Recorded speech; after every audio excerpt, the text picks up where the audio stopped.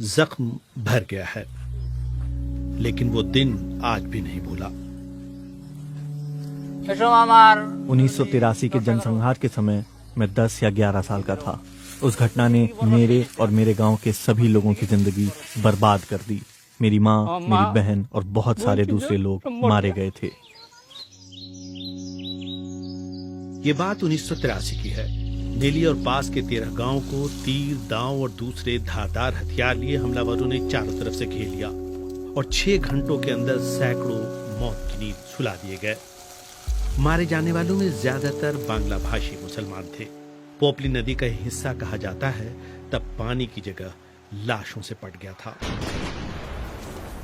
मारे गए लोगों के नाम पर 5,000 और घायलों को 3,000 रुपए का मुआवजा दिया गया।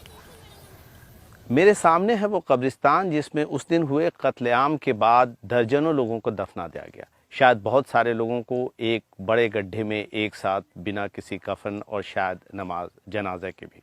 नेली और उसके आसपास के गांव में ऐसे ढेरों कब्रिस्तान हैं। बहुत सारे तो अब पानी में समा गए हैं। 2002 गुजरात होइसे। मंत्री 2002 दंगों और 1984 की बात संसद में करते हैं, लेकिन नेल्ली जनसंहार की बात कोई नहीं करता। मुझे बहुत बुरा लगता है। हम टोपी कुर्ता पहनते हैं और अपनी परंपराओं का पालन करते हैं, सिर्फ इसलिए हमें बांग्लादेशी कहा जाता है। उनको बांग्लादेशी बताकर उनका कत्ल किया जाना पूरी तरह गलत था।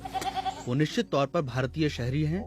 ये तथ्य कि नेल्ली की अधिकतर लोगों के नाम एनआरसी में हैं, घुसपैठियों वाली मिथक को पूरी तरह झूठा साबित कर देता है।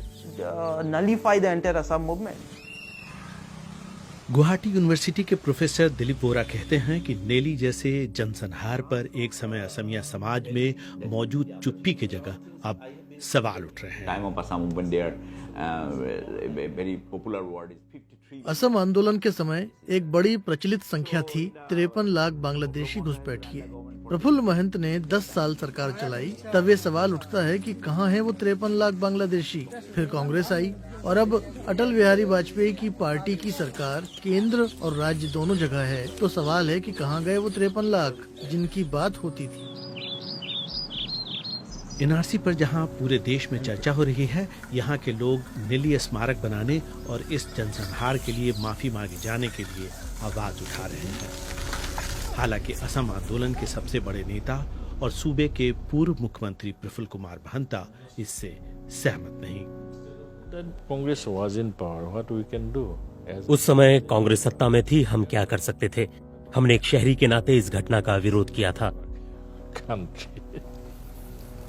कमल के फूलों से भरे पोखरों के पास रहने वाले नेल्ली वासियों ने कमल निशान वाली पार्टी के उम्मीदवार को अपना विधायक चुना है। और हालांकि उस दिन को भूलना उनके लफ्जों में मुमकिन नहीं, वो जिंदगी की कश्ती में आगे बढ़ चले हैं, इस उम्मीद में कि शायद उन्हें कभी इंसाफ मिलेगा।